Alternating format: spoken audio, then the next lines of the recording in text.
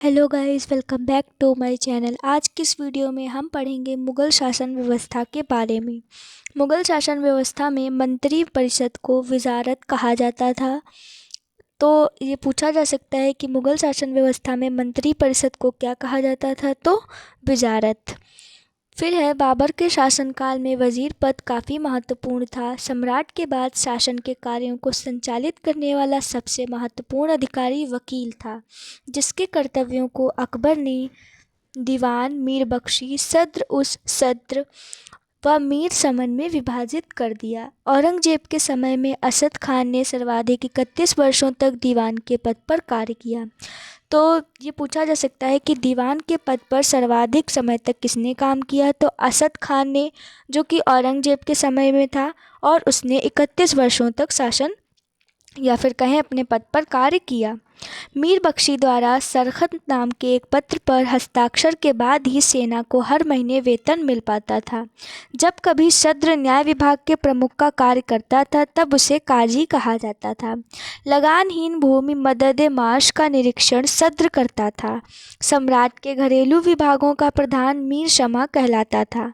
सूचना व गुप्तचर विभाग का प्रधान दरोगा ए डाक चौकी कहलाता था। शरीयत के प्रतिकूल कार्य करने वालों को रोकना, आम जनता के दुष्चरित्रता से बचाने का कार्य मुहतसिब नामक अधिकारी करता था। प्रशासन की दृष्टि से मुगल साम्राज्य का बंटवारा सूबों में, सूबों का सरकार में, सरकार का परगना या महाल में, महाल का जिला या दस्तूर में और दस्तूर ग्राम में बटे थे। यानी ये विभाजन बताया जा रहा है। और प्रशासन की सबसे छोटी इकाई ग्राम थी, जिसे मावता या दीह कहते थे। मावता के अंतर्गत छोटी छोटी बस्तियों को नागला कहा जाता था। तो जो ये वाला हमारा पॉइंट है, इसमें बताया गया है कि मुग़ल साम्राज्य में प्रशासन का बंटवारा किस तरीके से होता था। जैसे कि जो साम्राज्य था वो पहले सूबे, फिर सरकार, फिर परगना या महाल, फिर जिला या दस्तूर, मतलब ज़िले को दस्तूर भी कहा जाता था, फिर ग्राम। तो प्रशासन की सबसे छोटी इकाई कौन सी हुई? ग्राम। अगर आपको समझ में नहीं आ रहा है तो आप ये फ्लो चार्ट देख सकते हैं। यानी सबसे पहले सूबे, फिर सरकार, परगना जिसे महाल भी कहते हैं, फिर जिला जिसे दस्तूर कहते हैं, और ग्राम जिसे मावता या दीह कहते हैं। और प्रशासन की सबसे छोटी इकाई कौन सी है? ग्राम। फिर है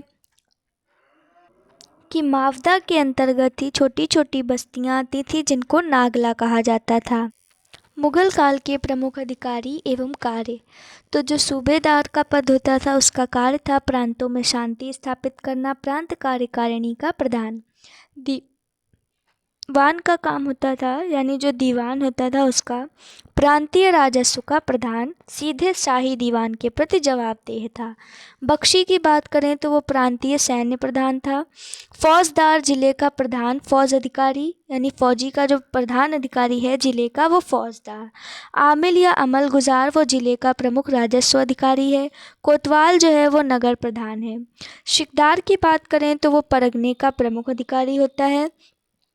आमिल की बात करें तो वो ग्राम होता है उसके किसानों से प्रत्यक्ष संबंध बनाना, एक लगान निर्धारित करना। जो है आमिल का काम क्या होता था कि जो ग्राम के सारे कृषक हैं उनसे प्रत्यक्ष संबंध बनाएगा और लगान जो है वो निर्धारित करेगा। फिर शाहजहाँ के शासनकाल में सरकार एवं परगना के मध्य चकला नाम की एक नई इकाई की स्थापना की गई।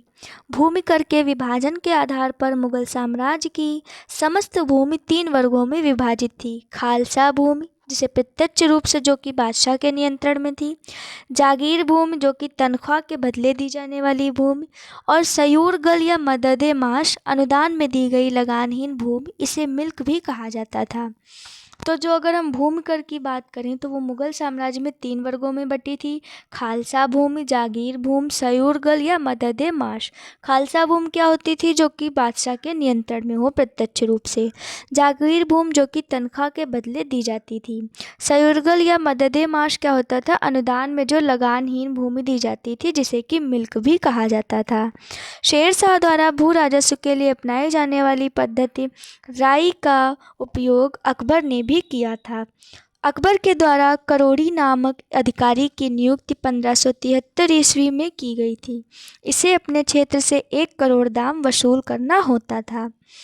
फिर है 1580 ईस्वी में अकबर ने दहसाला नामक की नवीन कर प्रणाली प्रारंभ की। इस व्यवस्था को टोडरमल बंदोबस्त भी कहा जाता है। इस व्यवस्था के अंतर्गत भूमि को 4 भागों में बांटा गया। तो कौन कौन से भाग थे?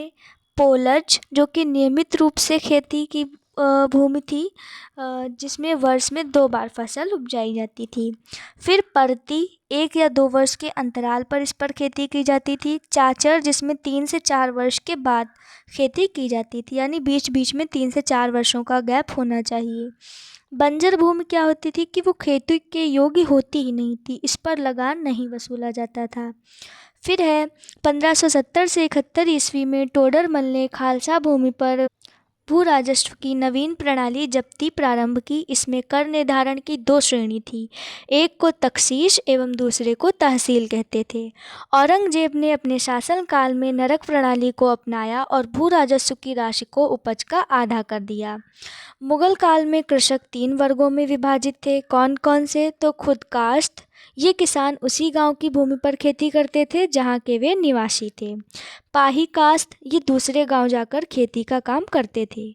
मुजारियन, खुदकास्त कृषकों से भूमि किराए पर लेकर कृषि कार्य करते थे। तो मुगल काल में कृषक कितने भागों में विभाजित थे? तो 3 भागों में, खुदकास्त, पाही कास्त, मुजारियन। खुदकास्त जो कि अपने ही गांव की भूमि पर खेती करते थे जहां के वे निवासी होते थे। पाही कास्त में जो है किसान दूसरे गांव जाकर खेती करते थे। मुजारियन क्या होते थे कि वो खुदकास्त कृषकों से भूमि को किराए पर लेते थे और फिर उस पर खेती का काम करते थे। मुगल काल में नील उत्पादन के प्रसिद्ध केंद्र आगरा, भरतपुर के बयाना तथा गुजरात में सरखेज थे। सबसे उत्तम प्रकार का नील बयाना क्षेत्र एवं सरखेज में पैदा होता था। तो ये भी पूछा जा सकता है कि मुगल काल में नील उत्पादन के प्रसिद्ध केंद्रों के नाम। तो एक तो आगरा और भरतपुर के बयाना तथा गुजरात में सरखेज। सबसे उत्तम प्रकार का नील तो बयाना और सरखेज में होता था। अफीम मुख्यतः मालवा एवं बिहार में होता था। शोरा उत्पादन का प्रमुख केंद्र बिहार था। कपड़ा उद्योग के अंतर्गत ददनी प्रथा का प्रचलन था। इसका तात्पर्य कारीगरों को अग्रिम भुगतान से था। उत्तम श्रेणी का ऊनी वस्त्र और शाल कश्मीर और लाहौर में तैयार होता था। मुगल काल में रुपये की सर्वाधिक ढलाई औरंगजेब के समय में हुई। आना सिक्के का प्रचलन शाहजहां ने करवाया। तो आना जैसे आम बोलचाल की भाषा में बोलते नहीं है, 2 आना 4 आना, तो जो आना सिक्का था उसका प्रचलन किस शासक ने करवाया था? तो मुगल शासक शाहजहां ने। अगर हम बात करें कि मुगल काल में रुपए की सर्वाधिक ढलाई किसके समय में हुई थी, तो औरंगजेब के समय में। जहांगीर ने अपने समय में सिक्कों पर अपनी आकृति बनवाई, साथ ही उस पर अपना एवं नूरजहां का नाम अंकित करवाया। फिर है मुगल कालीन लगान वसूल करने की व्यवस्थाएं। एक तो है गल्ला बख्शी, जिसमें कि फसल का कुछ भाग सरकार द्वारा ले लिया जाता था। फिर है नशक। तो नशक में क्या होता था कि इसमें खड़ी फसल के आधार पर लगान का अनुमान लगाकर फसल कटने पर उसे ले लिया जाता था। ये व्यवस्था जो है वो बंगाल में थी। और है एक जप्ती। जप्ती में बोई गई फसल के आधार पर लगान का निश्चय किया जाता था, जो कि नगद लिया जाता था। सबसे बड़ा सिक्का संसव सोना का था। स्वर्ण का सबसे प्रचलित सिक्का इलाही था। तो सबसे बड़ा सिक्का था संसव, जो कि सोने का था, और स्वर्ण का सबसे प्रचलित सिक्का इलाही। मुगल कालीन सिक्के की अगर हम बात करें तो मुहर, जो कि मुगल काल का सर्वाधिक प्रचलित सोने का सिक्का था। संसव अकबर द्वारा चलाया गया सबसे बड़ा सोने का सिक्का था। ये 101 तोले का था। इलाही जो अभी हमने ऊपर पढ़ा, तो ये सोने का गोल आकार का सिक्का था। रहस गोल एवं चौकोर दोनों तरह का सोने का सिक्का था और 5.5 तोले का था। अतमाह की बात करें तो 25 तोले के सोने का सिक्का था। विंसात जो है वो 20 तोले के सोने का सिक्का था। ये सारे मुगल कालीन सिक्के हैं। और रुपया, जो कि आज भी थोड़ा मतलब सर्वाधिक प्रचलित है, और सबसे ज़्यादा अगर हम बात करें रुपए की सर्वाधिक ढलाई तो औरंगज़ेब के समय में हुई। तो जो रुपया है ये चांदी का सिक्का था। जलाली की बात करें तो ये भी एक चांदी का सिक्का है। और दरफ, चरण, चंदन, दाह, कल व सुकी ये सारे भी चांदी के सिक्के थे।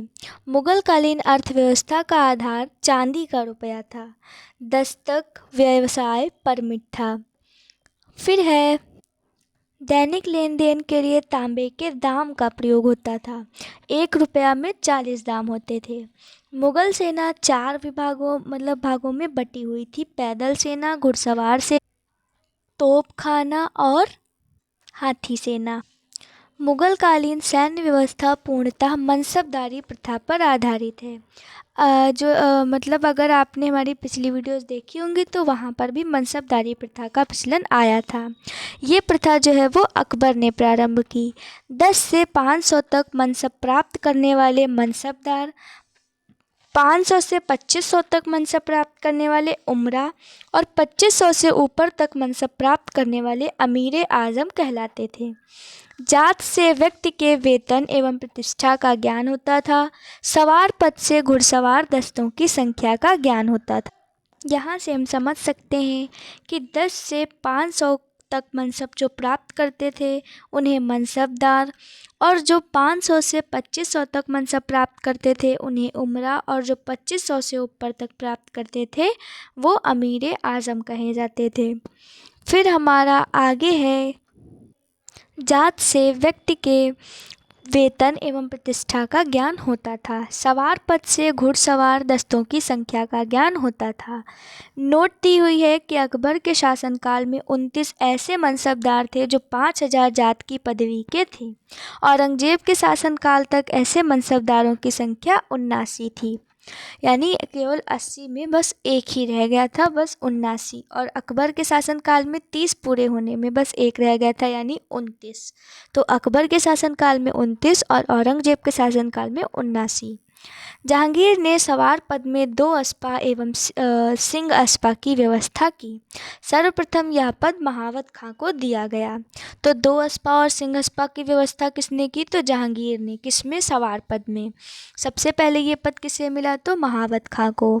मनसबदारों के अलावा खुद मुगल शहंशाह भी फूट कर घुड़सवार रखते थे, फुटकर घुड़सवार रखते थे। जैसे कि जो मनसबदार हैं उनके अतिरिक्त भी जो शहंशाह होते थे वे कुछ फुटकर घुड़सवारों को रखते थे, जिन्हें आहदी कहा जाता था। और जिन फुटकर घुड़सवारों को वे रखते थे उन्हें आहदी कहा जाता था। आहदियों को भद्र घुड़सवार कहा गया है और उनके वेतन दूसरे घुड़सवारों से काफ़ी ज़्यादा होते थे। ये बहुत ही विश्वस्त सैन्य दल के सदस्य होते थे। उनकी भर्ती स्वयं शहंशाह किया करते थे और उनकी हाजिरी लेने के लिए अलग अधिकारी होते थे। आहदी 5-5 घोड़े भी रखते थे, लेकिन कुछ ऐसे आहदी भी थे जिनमें से 2 एक ही घोड़े में हिस्सेदारी करते थे। आहदियों के कर्तव्य बहुमुखी होते थे। शाही कार्यालय के अधिकतर मुंशी दरबार के चित्रकार और शाही कारखानों के फोरमैन इसी सैन्य दल से चुने जाते थे। तो ये जो पूरा हमने पढ़ा ये थी हमारी मुग़ल शासन की व्यवस्था कि किस प्रकार का शासन मुग़ल समय में मुग़ल साम्राज्य में होता था। इसी के साथ जो है हमारा मुग़ल साम्राज्य का टॉपिक कंप्लीट होता और हम बढ़ जाते हैं मराठों के उत्कर्ष पर। तो नेक्स्ट वीडियो में हम कवर करेंगे मराठों के उत्कर्ष को। तब तक के लिए देखते रहिए हमारे चैनल, वीडियोस को लाइक करिए, चैनल को सब्सक्राइब करिए, बने रहिए हमारे। Thanks for watching.